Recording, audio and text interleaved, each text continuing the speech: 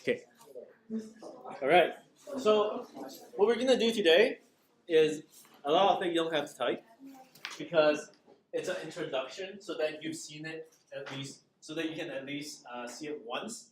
Because you'll learn it eventually, but it'll be tougher to learn the whole thing from ground up than if you've already seen it once and then it gets explained to you. Essentially, I'm gonna show you how a server is started and how it would be operated, and then we're gonna take last week's application and everybody's gonna communicate to that one server so that we can see updates from everybody. So the part that you should focus and try to understand is when we work with this last week's app.js. The other part you don't have to follow. Like you can just look at the screen and listen if you wanted to. I emphasize this point because a lot of people in the other set was going crazy, and at the end they're like, "Oh, you don't have to follow." So again, you don't have to. But because you can always rewatch the video and follow slowly. I'm not gonna go into details explaining how the server stuff works. I'm just gonna go in general and talk about it.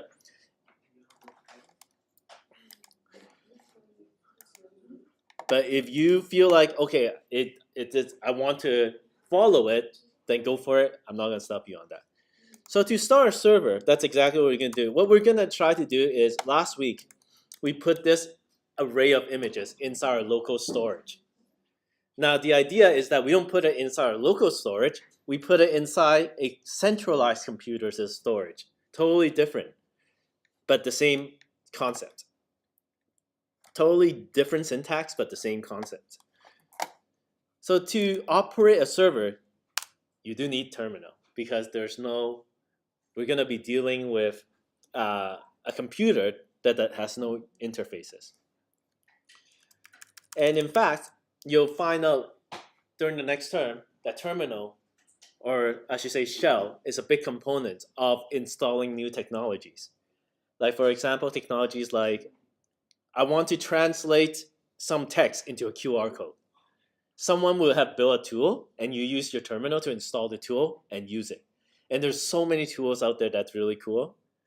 But for now, what I'm going to do is I'm going to go to my desktop and I'm going to make a folder for my server.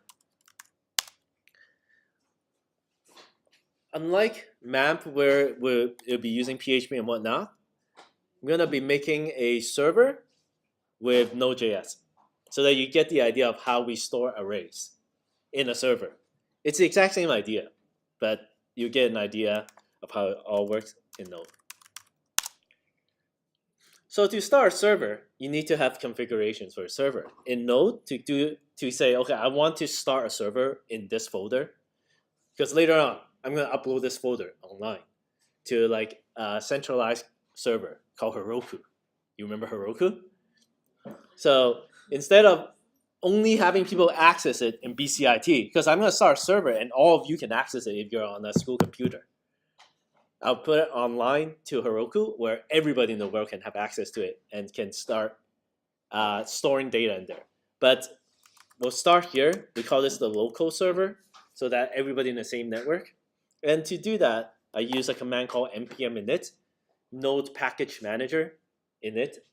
It means just start a configuration file automatically for me. You can do this manually, but this will help you do it automatically. No, there's no Node.js installed. Do you have Node.js installed on your computers? That is so dumb. Okay. All right, I'm just gonna install really quickly. Stupid. You probably can't install it, so maybe you can't even follow. That's just too bad.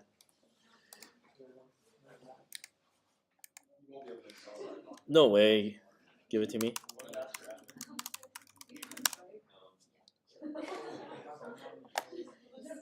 In case you didn't know, a long time ago, the IT person, whoever's in charge of IT, couldn't find a solution for many things. And I provided a solution, and from that point, he gave me admin access to everything. So Flex it on us. that's right. That's a flex right there. I know. He's like, yeah, I got it. Robin doesn't have it, but I got it. That's true. That's what you get for helping the ITO. Yeah. So, in case you're going to do this somewhere else, it's npm init, and then you'll see a new package.json file, and that's your configuration for your server. And I'm going to be installing tools to start my server. Something called Express that you may have heard of or may not have. But this is how, after you have Node, you can start installing new tools. And after I install the tool, you'll see there's a new folder with all the tools that you installed on here. And this is the beginning of my server.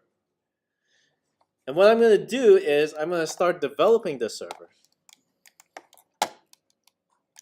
in my brackets. And to do that, all I need is something called index.js that will do all the server configuration for me. Now, this is the first time that you may see this, may have seen this, or you may have seen it before. So if it's really confusing, that's normal. The purpose of this whole part is to introduce you to it. So that next time when someone explains it, or if we go over again with explanation, then it's not the very first time you've seen all this and you have already a mental image of what it's like. And what it will look like is the following. Var express. I'm going to use the express tool to do my server. And what express essentially is a tool to help you do all the routing. For example, www.google.com/blah, blah, blah. That's a routing. This tool will help me configure all the routings properly. And what will happen afterwards is I will start the tool. You have to read the documentation for this to understand why you have to do it, but it'll start the tool. And essentially, I'm going to start my server with something called listen. I'm going to open up a port on my computer so that everybody can connect to my computer through the port. So there's a wire that's connected to my computer. I'm going to open a port on my computer so that everybody can connect to that wire. This is what's happening over here. And if there is any error, kill the entire server, because I don't return false, to kill the entire server. And also log out what the error is, if there are. Such as maybe the port already used to connect to like Skype or something. Otherwise, let's log out server started at 8,000 and so on. And essentially, that's how you build a server. This is the simplistic, most basic server. And then you can run your server in your terminal by typing in node and the file index.js. And it'll say server started at 8,000. How do you know the server is ran? You can go to your browser and type in localhost :8000. Your own computer's IP address is called localhost 8000. And it says cannot get, right? Hold on a sec. I'll answer your question in a bit. Yeah, and then, so if I kill my server, you'll know, what's the screen when you can't access the site? What's the screen for that? Yeah, so the site can't be reached. You'll see that screen, right? So I know that I actually started a server, and it's over there. Question? Question is, can you just draw a bigger picture of like when we will use something like this? Okay, so I'm getting to that right now. Okay. So wait, Henry. Yeah. What did you use in terminal to get the express package? npm install express -- safe. -- what? Safe. Save? Safe.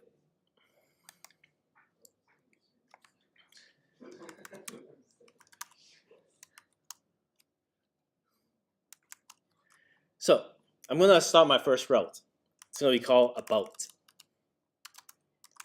And the server is gonna get requests from our user because someone's gonna be on the browser typing it, right? And I'm gonna give a response to that to the user. And the response is going to look something like this. Hi, welcome to about me. And every time you make a change to a server, you gotta restart it, and this is what it's gonna look like. Localhost 8000, localhost 8000 / about. Hi, welcome to About Me.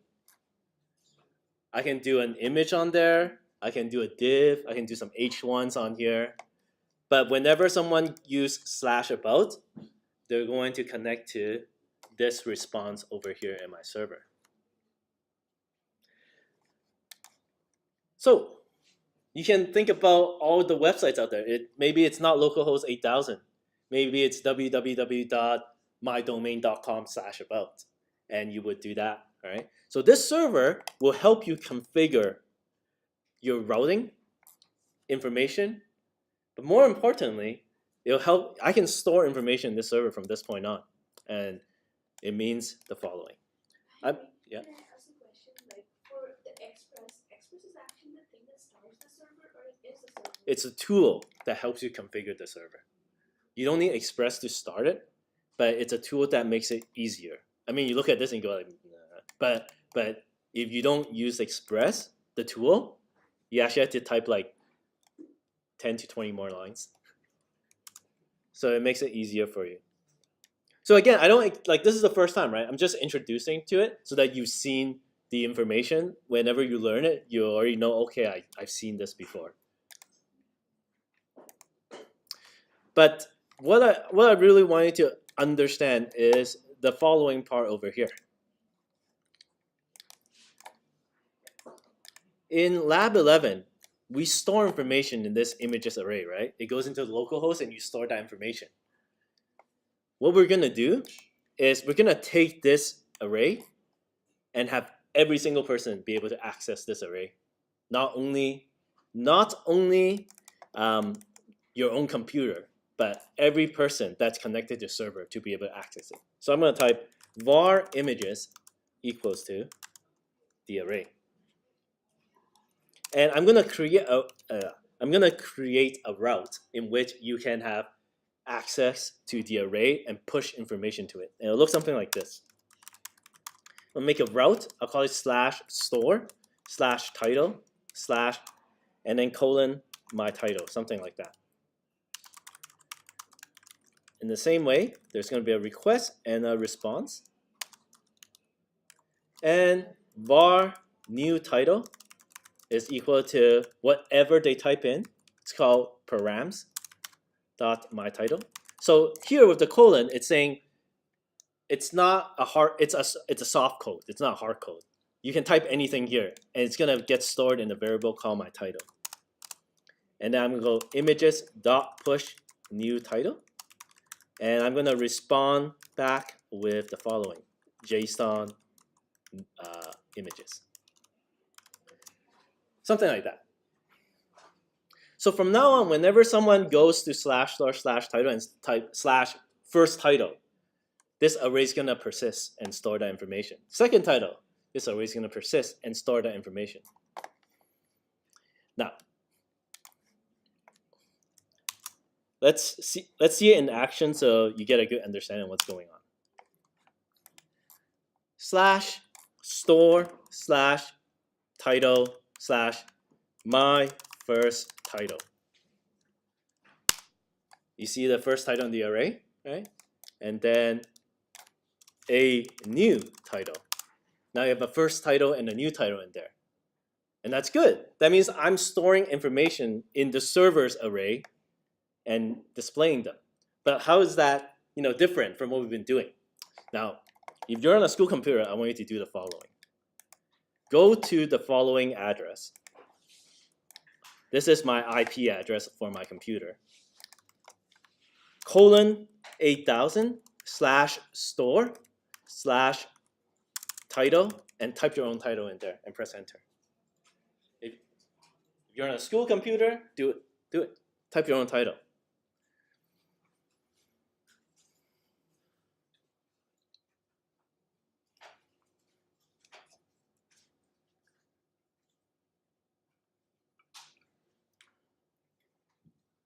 Only on a school computer. You can't do it on your laptop because it's not connected to the school network.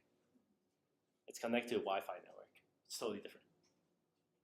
So what happens here is everybody has access to the array. Not only one person, but everybody, right? All titles.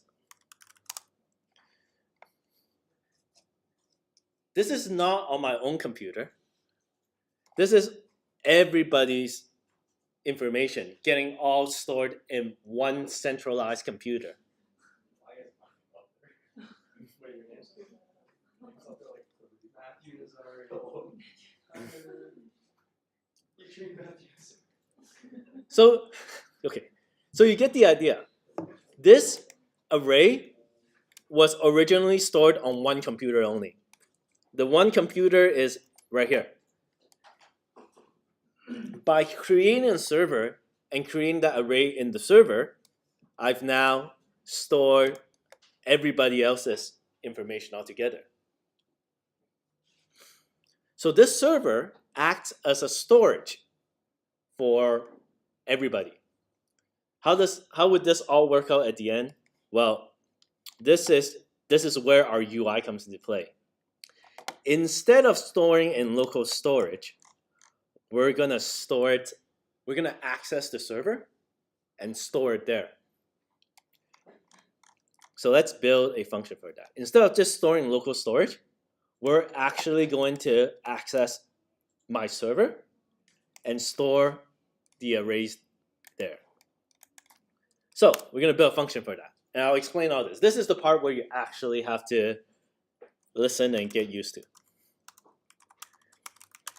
It's called async function. I'll explain that in details later on. But let's go save to server. And the title. Pass down on title to save. And we're gonna right now we're communicating with our browser by typing in the link. But we're not gonna do that. We're gonna use fetch to communicate. Await, fetch, and the address is 142.23. Oh, let's do HTTP. HTTP 142.232.125.80:8000. Later on, it's not going to be this, right? It's going to be www.mydomain.com/store/title, and the title that's going to get stored isn't hard coded. It's going to come from the user interface. The user interface is the one that's going to store this information. Plus title, like so. So we're making a request to this site to store a title. More importantly is that there's a response that comes back. So we're going to store the response from our server because this is the response that comes back. This whole array over here is a response that comes back. We're going to say we're going to store this information in here. And we're going to translate what was the information that was given to us into a JavaScript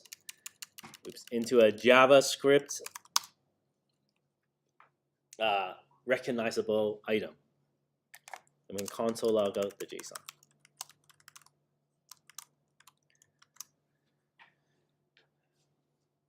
And aside from saving it to the local storage, we are also going to save to server package.title, like so.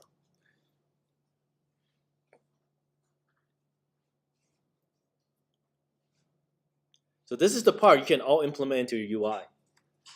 That means every one of your interfaces is going to have access to this.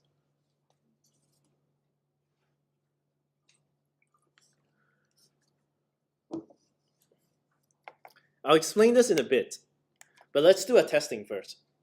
Let's do a test and see if we get any errors.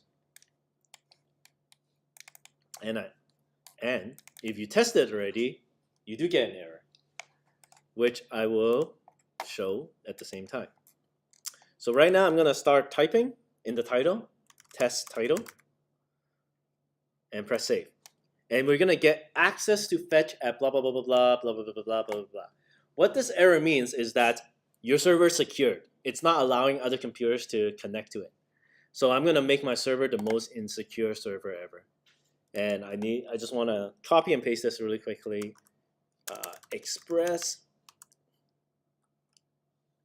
header access control allow order. That's the one. Just need something quick, which is this.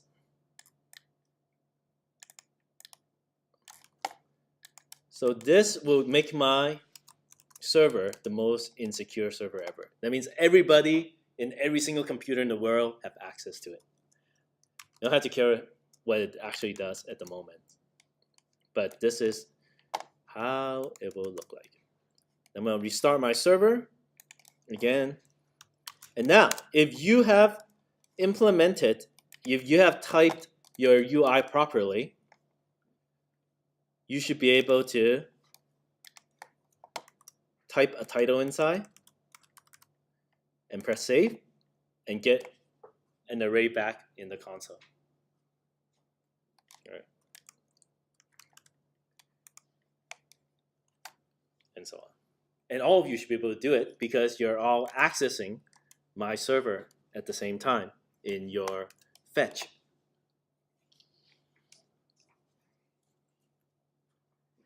I mean, if you're on a school computer, that is.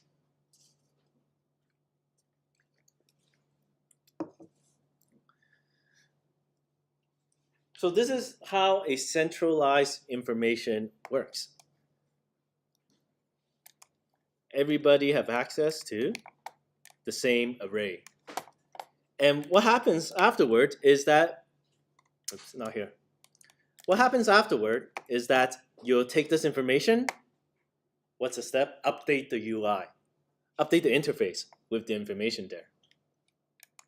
Now, before we do that, let's go over what's happening. So I'm going to type update the interface. This is the part, regardless of you're going to learn more deeper into this. If you're going to be a front-end developer, you need to know what this actually does because you'll be using it over and over again. Someone's going to be developing the back end, and you'll be using this over and over again. What is async and what is await? Whenever you use async, it means you're communicating. This function is going to communicate with a computer that's going to be outside of this computer. Await is the script that actually will communicate to that. Okay, so I'm going to type this down in my comment. Async means the function will communicate with an external computer. Await means the script that's taking time to communicate. So I'm going to try my best to relate this in a way that you can relate to it as well. So imagine at home, your sibling or your parents, you're asking your sibling and your parents a question. Like for example, is there food in the fridge, right? Normally, they will tell you right away. The response will come right away because they don't have to, they know right on the spot that either yes or no. So they give you a response right away. Yes, no, there's no food in the fridge. But if you're going to ask them something that they need to reach out to someone else to give you an answer. For example, you ask your sibling or parent, hey, is my cousin coming over this weekend? Your sibling or parents won't know if they're coming over the weekend. So they have to communicate with them somehow. So normally what would happen is they probably whip out their phone and start calling your cousin and ask. But instead of just whipping out the phone, imagine them doing this. They take out the phone and they say async.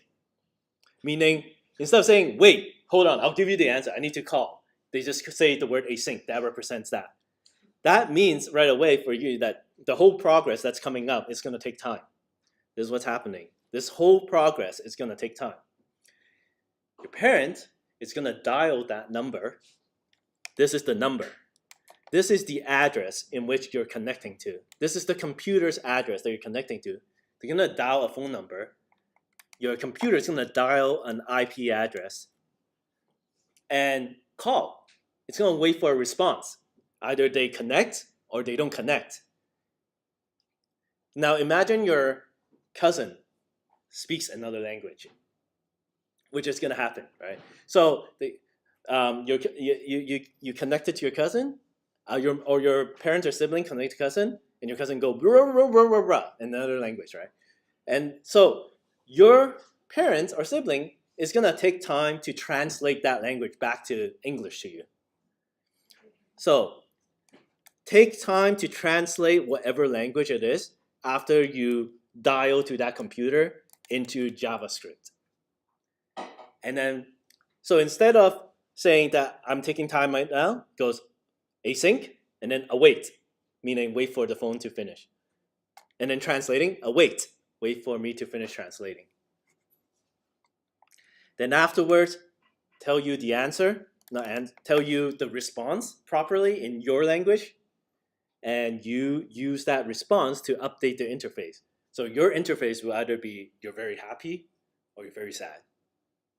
All right. So or you're indifferent. However, you understand your own interfaces. But in in this case, we're gonna do an interface update, and we're just going to use everything in our show history, except we're gonna do it with that array over there. So I'm gonna take the for loop in my show history, copy it, and paste it here. And instead of r.length, it'll be the response. This is the array that came back, json.length.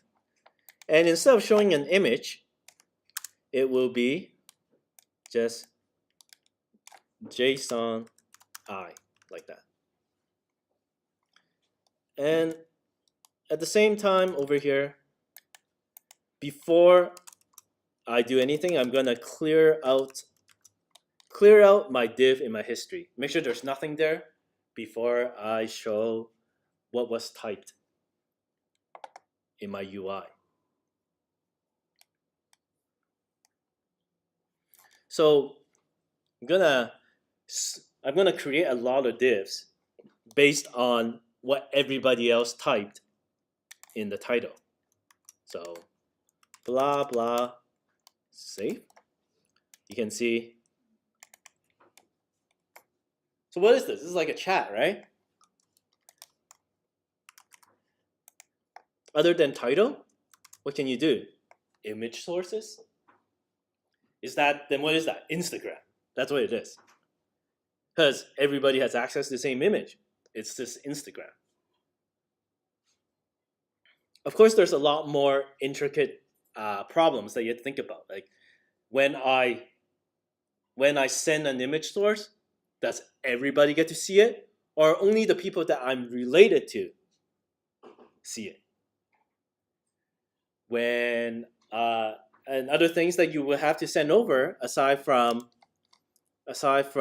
title or image is you might have to send image plus title plus date plus whatever, a whole bunch of things, and store it all together so that everybody can see the information, right?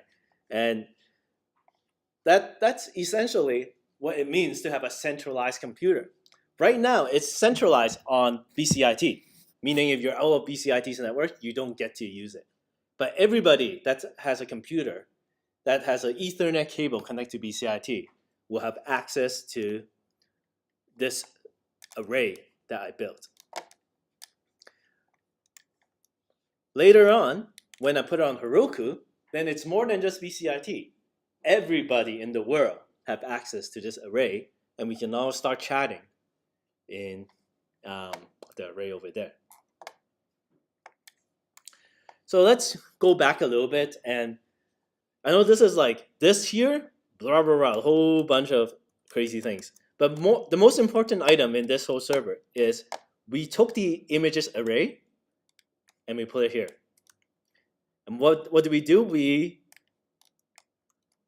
push something into the array, and that's it. So instead of having the array only for my computer, the array is now for everybody who's in the BCIT network. Everything else is just logistics. Logistics, rules, rules, rules, rules. That's it. But here is what you want to be familiar with. The word async and await and fetch, I guess. What is async and what is await? Because that's the next iteration of your, even if you're doing like UI UX, that's the next iteration, because you're not going to be updating UI UX from the same computer. You'll be learning to update the UI UX based on information from other computers that you might not build. Because this is, I also mentioned this the other class, this learning how to do this is like $100,000 job. $100,000 US job. Learning how to operate the server. So, that's, you might not be doing this part. Someone else might be operating the server, configuring everything for you. But as a graphic designer, front-end developer, you will definitely need to learn how to asynchronously communicate with another computer so that you can update the UI, like styles or or CSS or text with it afterwards. So that's the idea. If you really want to dive into this, feel free to come, ask me about it. I'm more than happy to tell you line by line what it does. I can get you started on your $100,000 job. It's very boring though. I have to say, if you're not into tedious work, this is not for you. It's very boring. It just pays well. Well, it's not that boring once you learn how to hack other people with your servers, but only during sometimes. Or if you want to learn blockchains, all right? Blockchains, this is like where it's at. Yeah. Anyways, what else? What else is there? Yeah, so that's pretty much the gist of it. This is a intro to the next stage, which is instead of just having everything on one computer, you have a centralized computer that has all the information, and your updates affect everybody's updates, and your information that you as the user put affects everybody's information flow at the same time. And it's the next, like I said, it's the next headache. It's the next place where you're gonna feel like you want to die, because it takes a lot of time to understand, because now we're dealing with things that's not graphically in front of you anymore. It's totally just a computer that's somewhere else, and you have to access it through terminal, you have to access it through script, and it's like, I don't know if it's working, it's not working, and the debugging is just a mess all over the place.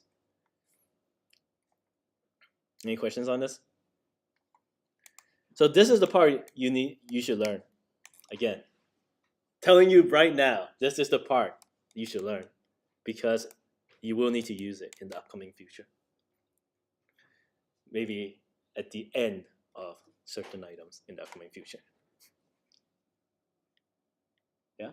When the array is stored, is it stored as cache on this local host? How is it stored? It's stored on the server. Until your server breaks, it will store. So you might go, how do I make it so that if my server restarts, how can I keep these information, right? That's where your MySQL database, PHP, those things comes into play, because they are a software that helps you store this array into a file, where if your server restarts, it will run that file again and reread all the information inside. It's all connected. Everything you learn is all connected together. Okay, if we're good, then we'll start Scrum meetings. Yes? It's up to you. Don't ask, it's up to all of you. I say no. Let's put it to a vote. If I'm just sitting in that chair, I'll take it. Oh, before I leave off, wow, everything just died. How do you always do that? Before I leave off, you remember the Ghibli studio and everything? this is how they operate it. Like, how do you get all those information? This is exactly how they operate the whole thing. And yeah, and put it on Heroku afterwards. All right, we're good. Let's do our Scrum meetings.